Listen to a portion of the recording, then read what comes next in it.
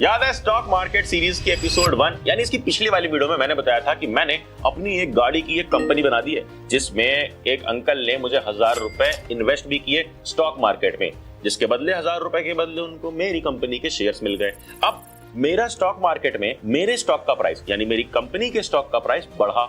अब stock price बढ़ा तो जो अंकल का शेयर था 1000 रुपए का वो भी बढ़ करके कुछ 1100 रुपए हो गया, जिसकी मदद से अंकल ने 3 तरीके से स्टॉक मार्केट में एक सिंगल स्टॉक में इन्वेस्ट करके पैसे कमाए। और मैंने तुम्हें यही बताया था कि स्टॉक मार्केट में एक सिंगल स्टॉक में इन्वेस्ट करते वक्त PE ratio, PB ratio, debt to equity ratio, ROCE, ROE, बहुत सारी चीजें हमें देखनी पड़ती है। बट इमेजिन करो कि अंकल ने जो पैसे लगाए थे वो पैसे बढ़ने की बजाय गिर जाते। मतलब अगर मेरी कंपनी अच्छा परफॉर्म ना करती, स्टॉक मार्केट में उसका स्टॉक प्राइस भी गिरता और अंकल की जो शेयर वैल्यू थी 1000 वो भी गिर के 900 या 500 तक भी हो सकती थी। अब ऐसे केस में अगर वो पैसे गिर जाते तो अंकल सबसे पहले तो मुझे गाली देते और दूसरा ये सोचते कि काश मैं खुद से इन्वेस्ट ना करके, क्योंकि अंकल को ज्यादा नॉलेज नहीं है, खुद से वो इन्वेस्ट ना करके किसी एक्सपर्ट के थ्रू इन्वेस्ट करते जहां पर एक्सपर्ट एडवाइस से वो बहुत अच्छे पैसे कमा पाते। तो वो एक एक्सपर्ट के पास जाते हैं। अब एक्सपर्ट उनसे बोलता है कि भाई तुम्हारे पास 1000 रुपए है, मैं तो बड़ी बड़ी अमाउंट मैनेज करता हूं। चलो एग्जांपल के लिए छोटे अमाउंट से समझ लेते हैं कि एक्सपर्ट बोलता है कि मैं मिनिमम 1 लाख रुपए मैनेज करता हूं, उससे नीचे नहीं मैनेज करता। तो 1 लाख रुपए बन जाते हैं एसेट्स अंडर मैनेजमेंट। मतलब कि 1 लाख रुपए है AUM उस फंड मैनेजर का कि भाई मैं 1 लाख रुपए जब लूंगा तभी मैनेजमेंट स्टार्ट करूंगा। अब ऐसे केस में अंकल परेशान हो गए, बट इनकी मदद करेगा mutual fund. Mutual fund house क्या करेगा कि वो ऐसे ढेर सारे इन्वेस्टर्स को ले लेगा और उनसे 1000 रुपए ही लेगा। देखो ऐसे ढेर सारे इन्वेस्टर को लिया, 1000 रुपए लिया, कितने लोगों से? 100 लोगों से। तो इस तरह का 100 लोगों का चंक मिल करके बन गया 1 लाख रुपए। अब इसमें जो छोटा सा अंकल का हिस्सा है, इस हिस्से को बोलते हैं NAV, नेट एसेट वैल्यू, यानी वो मिनिमम अमाउंट जिसके थ्रू हम किसी म्यूचुअल फंड में इन्वेस्ट कर सकते हैं। लेकिन म्यूचुअल फंड हाउस ये सारा अरेंजमेंट तो कर दे रहा है, इन्वेस्टर से पैसे ले ले रहा है, फंड मैनेजर को दे रहा है, फंड मैनेजर मैनेज भी कर दे रहा है। फंड मैनेजर कैसे कमाएगा? देखो जो 1000 रुपए आए थे अंकल के पास से फंड मैनेजर की तरफ, उसमें से ही 0.1% कट जाएगा, तो ये छोटा सा हिस्सा बचेगा। ये छोटा सा हिस्सा जो कट करके बचा ये है फंड मैनेजर की फीस, यानी इसको हम बोलते हैं एक्सपेंस रेशियो। अगर एक्सपेंस रेशियो 0.1% है तो 1000 का 0.1% माइनस कर दो, 1 रुपए जाएगा फंड मैनेजर के पास और 999 अंकल के इन्वेस्ट हो जाएंगे। मतलब बिना हाई फाई फीस दिए कम पैसे में ही अंकल की इन्वेस्टमेंट भी हो गई और एक एक्सपर्ट फंड मैनेजर उनका सारा का सारा पैसा स्टॉक मार्केट में अब मैनेज करेगा। मतलब आज की इस वीडियो में हम जानेंगे कि म्यूचुअल फंड्स कितने टाइप के हैं, एक्टिव फंड क्या है, पैसिव फंड क्या है, बेंचमार्क क्या है, रिटर्न्स कैसे देखते हैं, कौन कौन से और पैरामीटर्स देखते हैं, ये ग्रोथ वाला फंडा क्या है, IDCW वाला फंडा क्या है, हर एक चीज ध्यान से समझेंगे। तो let's decode mutual funds while Akshay here. सबसे बड़ा मिसकंसेप्शन जो सबके बीच में फैला है वो ये है कि म्यूचुअल फंड्स तो सिर्फ स्टॉक्स में यानी इक्विटी में पैसे डालते हैं। ऐसा बिल्कुल भी नहीं है, क्योंकि म्यूचुअल फंड स्टॉक्स यानी इक्विटी यानी शेयर्स जैसे अंकल ने लिए थे उसमें भी पैसा डालते हैं, डेट में भी पैसा डालते हैं जैसे गवर्नमेंट बॉन्ड्स और बहुत सारी चीजें, और तो और कई अलग अलग एसेट्स में पैसा डालते हैं जैसे कि सिल्वर, गोल्ड और रियल एस्टेट वगैरह। अब इन सब में इन्वेस्टमेंट म्यूचुअल फंड्स के थ्रू करी जा सकती है। हम आज फोकस करेंगे इक्विटी वाले सेक्शन पे यानी स्टॉक्स वाले सेक्शन। मार्केट के अंदर एक एक सेक्टर कैसा परफॉर्म कर रहा है वो पता करने के लिए बहुत सारे बेंचमार्क्स बने हैं। अब ये बेंचमार्क क्या होता है? जैसे अंकल ने मेरी एक कंपनी, मात्र एक गाड़ी की कंपनी में एक सिंगल स्टॉक लिया और इन्वेस्टमेंट कर दी, बट अगर उनको मालूम करना है कि ये जो गाड़ियां हैं यानी ये जो ऑटोमोबाइल सेक्टर है ये इंडिया में कैसा परफॉर्म कर रहा है, इसके लिए वो निफ्टी ऑटो इंडेक्स देख सकते हैं। ये निफ्टी ऑटो इंडेक्स बेंचमार्क की तरह काम करता है, क्योंकि इसमें सिर्फ एक कंपनी का परफॉर्मेंस नहीं है, इंस्टेड हर एक कंपनी, चाहे वो ये मेरी कंपनी हो, चाहे वो किसी और गाड़ी की कंपनी हो, इंडिया में जितनी भी पॉपुलर ऑटोमोबाइल कंपनीज हैं सबको ट्रैक करता है, सबकी परफॉर्मेंस दिखा देता है। तो जिससे हम पूरे सेक्टर का परफॉर्मेंस समझ पाए, वो क्या किया, वो बेंचमार्क की तरह काम किया, हमें समझाने में मदद किया कि भाई जिस सेक्टर में हम इन्वेस्ट करने जा रहे हैं वो चल कैसा रहा है। अब ऐसे प्रेजेंटली 416 बेंचमार्क्स हैं जिनको तुम देखते रह जाओगे। अभी मैं तुम्हें समझाने के लिए बता देता हूं। अपनी स्क्रीन पे देखो, सबसे ब्रॉड मार्केट इंडेक्स जो है वो मैंने पिछली वीडियो में बताया था कि भाई निफ्टी 50 है। तो निफ्टी 50 क्या है? सबसे टॉप 50 कंपनीज हमारे इंडिया की। फिर निफ्टी नेक्स्ट 50 क्या है? देखो 100 टॉप कंपनीज लो, अब 50 जो है वो निफ्टी 50 हो गई पहली 50। अगली 50 जो कंपनीज हैं वो क्या है? Nifty next 50। उसके बाद निफ्टी 100 क्या हो गया, वो टॉप की 100 companies, Nifty 200 200 companies, 500 500 companies, Nifty mid cap 50 मतलब मिड कैप सेक्टर की 50 companies. Small cap, mid cap, large cap क्या होता है मैंने पिछले बार ही बता दिया था, फिर बता देता हूं। देखो इंडिया में जितनी भी 1 से लेके 100 कंपनीज हैं जो सबसे बड़ी हैं, यानी जिनका मार्केट कैप सबसे ज्यादा है। अब मार्केट कैप वगैरह पिछले वीडियो में समझाया है, इसलिए एपिसोड 1 देख लेना। तो 1 से लेके 100 क्या हो जाता है, लार्ज कैप। फिर 101 से 250 क्या होता है, मिड कैप, यानी मिडिल की। फिर 250 से बाकी जितनी भी कंपनीज हैं ये सारी होती हैं स्मॉल कैप। अब इनको ट्रैक करने के लिए सारे इंडेक्स हैं। इसी तरीके से सेक्टर के भी अलग अलग इंडेक्स हैं, जैसे Nifty bank, Nifty IT, Nifty FMCG, Nifty private bank. फिर थीम के भी हैं, जैसे Nifty commodities, Nifty energy, solar energy. ये सारी चीजों में इन्वेस्ट करना है तो निफ्टी एनर्जी देख सकते हो, पता कर सकते हो कि एनर्जी सेक्टर कैसा परफॉर्म कर रहा है इंडिया में। एंड देन इसी तरीके से स्ट्रेटजी वाले भी हैं, जैसे Nifty 100 equal weightage, and fixed income वाले भी हैं, जैसे निफ्टी 10 ईयर बेंचमार्क जीसेट। बहुत सारी हैं। अब हमें क्या देखना है, हमें देखना है कि हमें जिस भी तरीके से जिस भी जगह पे इन्वेस्ट करना है उसका बेंचमार्क हम पहले देख लें। अब म्यूचुअल फंड पे कूदने से पहले मैं तुम्हें बता दूं कि म्यूचुअल फंड्स 2 टाइप के होते हैं, एक एक्टिव और एक पैसिव। देखो पैसिव वाला क्या होता है, सबसे पहले समझो। हमने समझा कि निफ्टी 50 एक इंडेक्स है, ठीक है, मतलब एक बेंचमार्क है। इंडेक्स बोलूंगा तो बेंचमार्क समझ जाना। अब ये जो बेंचमार्क है ये क्या है, ये कंपनीज में टॉप 50 कंपनीज में परफॉर्मेंस को ट्रैक करता है, और अगर हम चाहे तो इसमें भी पैसा डाल सकते हैं। मतलब हमारा मन है कि हम इंडिया की टॉप 50 कंपनीज में पैसा डाल देंगे, तो हम क्या करेंगे, हम एक पैसिव म्यूचुअल फंड लेंगे। पैसिव मतलब कि वो पैसिव है, आराम कर रहा है, वो अपना दिमाग नहीं लगा रहा है वहां पे कोई फंड मैनेजर। उनका सिंपल सा काम है ट्रैक कॉपी पेस्ट, मतलब वो ट्रैक करते हैं कि निफ्टी 50 कैसा परफॉर्म कर रहा है, जो भी उनके म्यूचुअल फंड का इंडेक्स है, और उसी के अकॉर्डिंग जिस वेटेज में निफ्टी 50 में कंपनीज हैं उसी वेटेज में तुम्हारे पैसे को भी डिवाइड करके अपने पैसिव फंड में बांट देते हैं। एग्जांपल, निफ्टी 50 एक बेंचमार्क हो गया, और यूटीआई निफ्टी 50 इंडेक्स फंड एक पैसिव म्यूचुअल फंड हो गया, जो कि निफ्टी 50 को ट्रैक करेगा और कॉपी पेस्ट करके तुम्हारी जो भी अमाउंट है, 1000 रुपए भी डालोगे तो उसी रेशियो में डिवाइड करके डाल देगा। और देखो इनकी परफॉर्मेंस भी बिल्कुल सेम है, क्योंकि इनका काम यही है परफॉर्मेंस को ट्रैक करना और उतने ही रिटर्न देना जितने रिटर्न निफ्टी 50 दे रहा है। बट अगर कोई चाहता है कि निफ्टी 50 से ज्यादा रिटर्न आए, वहां पर एक्सपर्ट एडवाइस लगेगी। अब एक्सपर्ट एडवाइस के लिए जो फंड मैनेजर, उसको पैसिवली नहीं बैठना होगा, एक्टिवली आके मैनेज करना होगा। वहीं पे आते हैं एक्टिव म्यूचुअल फंड्स, जहां पे एक फंड मैनेजर आता है जो कि सिर्फ ट्रैक और कॉपी पेस्ट ना करके अपने दिमाग लगा करके अपनी स्ट्रेटजीज यूज करके जो निफ्टी 50 इंडेक्स है या जो भी वो म्यूचुअल फंड है उसका इंडेक्स जो है उसको बीट करने की कोशिश करता है। हर म्यूचुअल फंड का अपना इंडेक्स होगा, आओ समझते हैं। जैसे अगर हमारा मन है लार्ज कैप में इन्वेस्ट करने का, तो चलो हमने एक म्यूचुअल फंड उठा लिया, Nippon India large cap fund. अब ये Nippon India large cap fund है, इसका भी तो कोई बेंचमार्क होगा कि जिसको ये देख रहा होगा कि भाई इस बेंचमार्क को तो मुझे बीट करना है क्योंकि मैं एक्टिव फंड हूं।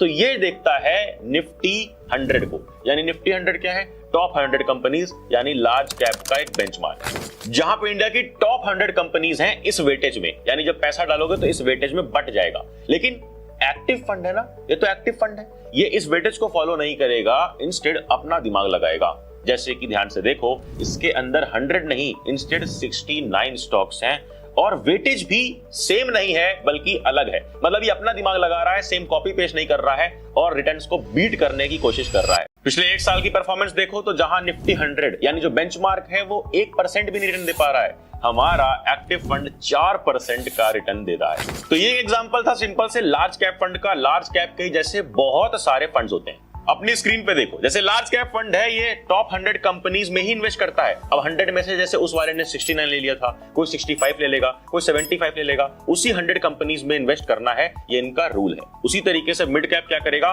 101 से 250 के बीच जो कंपनीज हैं, टॉप 101 से टॉप 250 के बीच जो कंपनीज हैं, उन्हीं में से कुछ कंपनीज का एक बंच बनाएगा और इसी बंच में इन्वेस्ट करेगा म्यूचुअल फंड के थ्रू। इसी बंच को तो म्यूचुअल फंड कहते हैं। अब देखो नीचे देखो, स्मॉल कैप फंड क्या करेगा, 251 के आगे वाली कंपनीज में। Large and mid cap fund भी होते हैं, जहां पे रूल ये है कि at least 35% each in large cap and mid cap stocks होने ही चाहिए। मल्टी कैप फंड्स में रूल ये कहता है कि at least 25% each in large, mid and small divide करके रखना है, 25-25-25 मिनिमम। एंड आखिर का है हमारा फ्लेक्सी कैप फंड, जो कि मेरा फेवरेट है, जहां पर हम पूरी इंडिपेंडेंस दे देते हैं फंड मैनेजर को कि भाई कोई भी रूल नहीं लगा रहे हैं कि मिनिमम 25% करो या मिनिमम 35% करो, अपनी मर्जी से जब मार्केट कंडीशन जैसी रहे उस हिसाब से कभी लार्ज कैप का बढ़ा देना वेटेज, कभी मिड कैप का, कभी स्मॉल कैप का, तो कभी कुछ और, बट मुझे रिटर्न ला करके देना, ये होता है फ्लेक्सी कैप। अभी जितना मैंने समझाया सिर्फ इतनी नॉलेज के बेसिस पे अगर तुम्हें इन्वेस्ट करना हो तो इनमें से किस वाले में करोगे कमेंट करके बताना, क्योंकि रुकना नहीं है, सिर्फ इतने ही फंड्स नहीं है, ये तो मार्केट कैप के हिसाब से हो गए, सेक्टर के हिसाब से अपनी स्क्रीन पे देखो, जैसे कि बैंकिंग एंड फाइनेंस सर्विसेज का, टेक्नोलॉजी और आईटी का, जहां पे बैंकिंग वाले स्टॉक्स होंगे, टेक्नोलॉजी में सिर्फ टेक्नोलॉजी और आईटी वाले स्टॉक्स होंगे, एंड उसी तरीके से फार्मा एंड हेल्थ केयर का, जहां पे फार्मा हेल्थ केयर से रिलेटेड स्टॉक्स होंगे उस पूरे म्यूचुअल फंड में, उसी तरह से एनर्जी, एफएमसीजी, इंफ्रास्ट्रक्चर, ईएसजी, बहुत सारी चीजों का हमारा म्यूचुअल फंड अवेलेबल है, बहुत सारे म्यूचुअल फंड्स अवेलेबल हैं। आई होप आप समझ गए होंगे कि इतने सारे बेंचमार्क्स इसीलिए हैं क्योंकि इतने सारे फंड्स हैं, सारे फंड्स में इन्वेस्ट करने से पहले हम कहां जाएंगे, हम भाई बेंचमार्क में जाएंगे, तो इसीलिए 416 बेंचमार्क हैं कि किसी भी टाइप के फंड में इन्वेस्ट करने से पहले एक बार बेंचमार्क देख लो कि कैसा ये सेक्टर इंडिया में परफॉर्म कर रहा है। बहुत बातचीत हो गई, पापा ने 50 लाख रुपए दिए हैं, बोला इन्वेस्ट करने को, भैया जल्दी बताओ कैसे इन्वेस्ट करें। देखो देखो देखो, म्यूचुअल फंड्स में जब तुम कूदोगे, जब तुम जाओगे किसी भी ऐप को, किसी भी ब्रोकरेज ऐप को खोलोगे, तो वहां पर तुम्हें दिखेगा कि म्यूचुअल फंड्स बहुत टाइप्स के हैं, मतलब बहुत सारे म्यूचुअल फंड्स तो हैं, बट हर एक म्यूचुअल फंड का दो रूप है, एक रूप कहलाता है डायरेक्ट और एक रूप कहलाता है रेगुलर। देखो डायरेक्ट वाले में क्या है कि सिंपली तुमने कोई भी ब्रोकरेज ऐप लिया, चाहे वो ज़ेरोधा हो, चाहे वो तुम्हारा ग्रो हो या कोई भी हो, मुझे किसी से मतलब नहीं, तुम कोई सा भी ऐप यूज करो, लेकिन जैसे ही तुम उसके थ्रू इन्वेस्ट करोगे, सिंपल प्रोसेस बताया था, क्या होता है, अगर तुमने 1000 रुपए इन्वेस्ट किया, जो भी एक्सपेंस रेशियो है वो कट जाएगा, मान लो 0.1% है तो क्या होगा, 1 रुपए कट जाएगा, बाकी पैसे इन्वेस्ट हो जाएंगे। ये कौन सा मेथड हो गया, डायरेक्ट मेथड, जो शुरू में बताया था चाचा ने, यानी हमारे अंकल ने यूज किया था। बट अगर वो अंकल कहते हैं कि देखो मेरे पास वो फंड मैनेजर तो है ही ना, जो फंड मैनेजर को मैं फीस दे रहा हूँ 0.1% के थ्रू 1 रुपए, बट मुझे ना खुद से भी रिसर्च नहीं करना है कि कौन से फंड में मैं इन्वेस्ट करूं, इंस्टेड कोई एक इंसान हो जो मेरा एडवाइजर हो, जो जा करके फंड भी चूज कर दे, इसके लिए होता है दूसरा वाला मेथड, जिसको हम बोलते हैं रेगुलर। अब रेगुलर में क्या करना है, रेगुलर में तुम किसी और को भी असाइन कर देते हो, जिससे तुम किसी से ऑफलाइन मिलते हो, कोई एक्सपर्ट तुम्हें मिलता है ऑफलाइन, कोई एडवाइजर मिलता है, या बहुत सारी कंपनीज भी आजकल ऐसा कर रही हैं, तो वहां पे होता है कि वो तुम्हारा पैसा इन्वेस्ट करेंगी और परसेंटेज वो भी कुछ लेंगी, कमीशन तो वो भी कुछ लेंगी, ये कहां से कटेगा, वही एक्सपेंस रेशियो जो 0.1 लग रहा था डायरेक्ट वाले केस में, वो थोड़ा सा बढ़ जाएगा, 0.15 या 0.2 ऐसा कुछ हो जाएगा, मतलब एक्सपेंस रेशियो बढ़ जाएगा, तुम्हारा जो 999 जा रहा था हो सकता है वो 998 जाए, 1 रुपए ले लेगा फंड मैनेजर और 1 रुपए ले लेगा ये तुम्हारा जो कमीशन वाला बीच में इंटरमीडिएटरी बैठा हुआ है, मतलब एक्सपेंस रेशियो ज्यादा होता है रेगुलर फंड्स का। तो हमें अगर हम खुद से इन्वेस्ट कर रहे हैं तो हमें लेना है डायरेक्ट फंड। अब डायरेक्ट तो तुम चूज कर लोगे, बट उसके बाद म्यूचुअल फंड्स में 2 और रूप दिखेंगे, उसके आगे 2 और टर्म्स लिखे होंगे, कहीं पर लिखा होगा ग्रोथ तो कहीं पर लिखा होगा IDCW, मतलब ग्रोथ वाले मॉडल में तुम्हारी ग्रोथ पे फोकस किया जाएगा, मतलब जो भी तुम डिविडेंड कमाओगे, लास्ट वीडियो में बताया था ना डिविडेंड भी मिलता है एज अ कैश गिफ्ट, नहीं देखा है वीडियो देख लेना, समझ में आ जाएगा। तो वो जो डिविडेंड मिलता है छोटे छोटे amount as a gift, as a profit share, वो अमाउंट वापस इन्वेस्ट हो जाएगी तुम्हारे कॉर्पस में, तुम्हारे फंड में, ताकि और मल्टीप्लाई हो, कंपाउंडिंग की पावर दिखे। बट अगर तुम चूज कर लेते हो IDCW, जहां पे तुम्हें डिविडेंड मिलता रहेगा डायरेक्टली बैंक अकाउंट में, वापस से इन्वेस्ट नहीं होगा, तो मेरा रिकमेंडेशन है कि फंड चूज करना डायरेक्ट एंड ग्रोथ वाला, क्योंकि मैं खुद डायरेक्ट ग्रोथ वाले फंड्स में ही इन्वेस्ट करता हूं। अब तुम किसी भी ऐप से इन्वेस्ट करने जाओ, तुम्हें स्क्रीन पे बहुत सारे टर्म्स देखने मिलेंगे, सिर्फ इतना मैंने समझा दिया बेसिक, अब जो टर्म्स हैं उसको भी थोड़ा थोड़ा सा जान लो ताकि इन्वेस्टिंग कर सको। जैसे कि तुम्हें स्क्रीन पे देखो ध्यान से दिखेगा कि भाई इक्विटी फंड लार्ज कैप लिखा है, इसका मतलब क्या है, वो इक्विटी फंड है, यानी स्टॉक्स में पैसा डालेगा, लार्ज कैप यानी लार्ज कैप फंड है, सिंपल भैया। बट आगे क्या लिखा है, प्राइस ट्रेंड 1 साल का कितना है, यानी 1 साल में जो NAV थी, NAV अरे बताया था ना, जो छोटा सा शेयर, जो मिनिमम शेयर वो लोगों से लेते हैं, वो कितना बढ़ा कितना घटा, इससे पता करते हैं कि कैसा परफॉर्म कर रहा है वो म्यूचुअल फंड। फिर 1 साल में कितना हाईएस्ट गया, कितना लोवेस्ट गया, फिर NAV क्या रही है, 1 मंथ रिटर्न क्या है, 1 ईयर रिटर्न क्या है, और सबसे इंपॉर्टेंट CAGR क्या है, यानी compounded annual return growth. Expense ratio दिखा मिल जाएगा, तो बता दिया क्या होता है, AUM बता दिया क्या होता है, AUM जिसका जितना ज्यादा, मतलब वो उतना बड़ा फंड हाउस है, वो उतने ज्यादा पैसा मैनेज कर रहा है, यानी बहुत अच्छा चांसेस है कि वो सेफ फंड हाउस है। लेकिन परेशान मत होना, लगभग सभी फंड सेफ हैं, क्योंकि all of them are regulated by SEBI, stock and exchange board of India. देखो आगे आओगे तो एग्जिट लोड जानना बहुत जरूरी है। अब ये एग्जिट लोड क्या है? एग्जिट लोड होता है पेनाल्टी। पेनाल्टी क्यों लगेगी? पेनाल्टी तब लगेगी जब तुम किसी डिसाइडेड टाइम से पहले ही म्यूचुअल फंड खरीदो और किसी डिसाइडेड टाइम से पहले ही उसको बेच दो। जैसे कि इस फंड में हमें दिख रहा है क्या, यहां पर देखो, यहां पर साफ साफ लिखा हुआ दिख रहा है कि अगर एक हफ्ते से पहले बेचा तो एग्जिट लोड इतना % लगेगा। यानी तुम्हारी अमाउंट का प्रॉफिट कुछ भी हुआ, 1000 का 1100 हुआ हो, 1100 में से हम इतना % खुद रख लेंगे, बाकी का ही तुमको देंगे। बट ध्यान से देखो क्या लिखा है, कुछ दिनों के बाद, 7 दिनों के बाद अगर करोगे तो 0% है, तब तुम अपना पूरा पैसा ले जाओ। मतलब ये एक पेनाल्टी अमाउंट होती है अगर तुम बहुत पहले ही सेलिंग कर देते हो। एक और चीज चेक कर सकते हो, लॉक इन पीरियड, मतलब कि कितने साल का मिनिमम लॉक इन पीरियड है। वैसे तो म्यूचुअल फंड्स पे कोई लॉक इन पीरियड नहीं होता है, तुम जब मर्जी खरीदो जब मर्जी बेचो।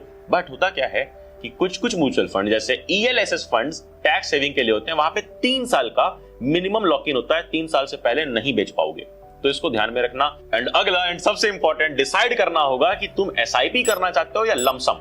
SIP मतलब होता है सिस्टमैटिक इन्वेस्टमेंट प्लान। कई लोग को यही नहीं पता SIP मतलब क्या है। बहुत जगह रील पे सुना होगा SIP, बट मतलब क्या है? देखो, होता क्या है कि तुम किसी भी ब्रोकरेज ऐप पे जाओ, वहां पर जाकर के SIP बटन पे क्लिक करो और SIP सेट कर दो। मतलब कि मैं इस पर्टिकुलर म्यूचुअल फंड में 10,000 महीने का डालना चाहता हूं। अब चाहे तुम महीने का सेट कर लो, 15 दिन का सेट कर लो या 1 हफ्ते का सेट कर लो, तो हर महीने या हर 15 दिन या हर हफ्ते एक पर्टिकुलर फिक्स्ड अमाउंट तुम्हारे बैंक से, जो तुमने बैंक लिंक किया होगा, ऑटोमेटिकली कट हो जाएगा और उस म्यूचुअल फंड में इन्वेस्ट हो जाएगा। ये बहुत ही सिंपल मेथड है और बहुत ही सेफ और बहुत ही अच्छा मेथड है। बट अगला मेथड क्या है? लमसम, जहां पर तुम लमसम अमाउंट इन्वेस्ट करते हो, मतलब ढेर सारा पैसा। तुम्हारे पास 10 लाख रुपए हैं, तुमने क्या किया, डिसाइड किया कि 2.5 लाख एक बार में, 2.5 लाख एक बार में, 2.5 लाख एक बार में, और ये वाला 2.5 लाख अगली बार में, यानी 4 बार में करके पैसा डालूंगा जब मेरी मर्जी होगी। अपने हिसाब से डिसाइड भी कर सकता हूं, कभी 2.5 लाख, कभी 5 लाख, तो कभी फिर से 2.5 लाख। यानी अमाउंट वेरी करना और अपने टाइम पर इन्वेस्ट करना होता है लमसम, अपने हिसाब से इन्वेस्ट करना। अब SIP करना चाहिए, लमसम करना चाहिए, यह सब मैं तुम्हें बताऊंगा अगले पार्ट में, पार्ट 3 में, जहां हम देखेंगे प्रॉपर पर्सनल फाइनेंस क्लास। मैं तुमको सब बताऊंगा कि कैसे सब कुछ कर सकते हो, from simple health insurance to proper equity investment, सब सिखाऊंगा पार्ट 3 में। बस चैनल सब्सक्राइब कर देना, और इस चैनल पर बहुत सारे अलग अलग फॉर्म ऑफ कंटेंट, बहुत ही helpful content and skill elevating content पड़े हुए हैं, जाकर के उन्हें भी देखना, नोटिफिकेशन दबा देना कि अगली वीडियो मिस ना हो। And I promise you, I will make you the bull, the big bull of stock market.